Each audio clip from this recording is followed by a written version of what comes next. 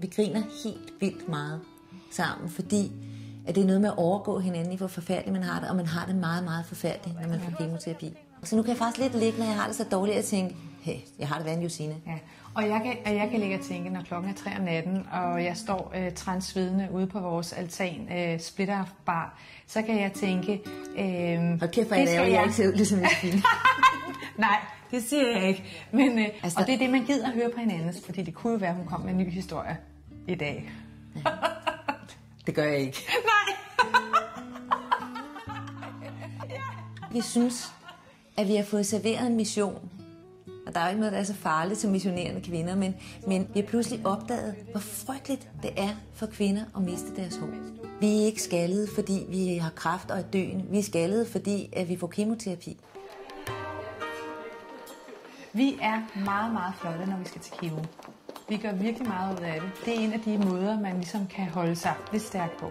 Jamen det er jo også fordi, at de dage, hvor man har det røv elendigt, og ikke kan holde ud og stå ud af sengen, der får man det bare værre. Du bliver nødt til at have nogle høje hæle på og komme ud. Jeg ved med sikkerhed, hver gang at vi går ind på hospitalet, og jeg skal have min blodprøve, så ved jeg, at jeg besvimer. Men jeg vil gøre det med stil. Jeg gider ikke ligge der og rode i en eller anden kedelig joggingbukser og et par sneakers. Det skal være ordentligt. Så hun falder sammen? Jeg falder sammen. Ja. Med værdighed. Med lidt savl. Ej, jeg har ikke savl. Sådan er det i vores af, når man skal bede om det. Ja. Jeg er meget glad for det. Jeg sidder her og kigger på det, jeg synes det er fantastisk. Jeg spurgte efter et flag, da jeg fik min sidste kemobehandling, fordi jeg kan huske, at da jeg startede kemobehandlingerne, så fik jeg en brochure med hjem, hvor der var et billede af en kvinde, der ligger på en briks, og så står der et lille bord ved siden af hende med et flag på. Og der står så, at det er hendes sidste kemobehandling. Og det flag, det havde jeg glædet mig til. Nå, lille skat. Nu bliver det sgu sørgeligt. Tænk, at du kan det.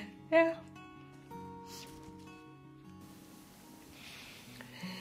Det er jo dejligt, det er slut at få kemobehandling. Og så starter man bare på noget ny behandling. Vores fremtid på den anden side bliver meget, meget lang, har vi besluttet os til. Det bliver aldrig ligesom før. Ligegyldigt hvad. Det er mere en start på et nyt liv, der starter nu her.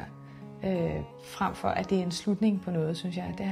Det er mere sådan i hvert fald, jeg tænker, tror jeg, over mit liv. Ja, det er faktisk rigtigt. Det er mere en start på et nyt liv, ja. end en afslutning.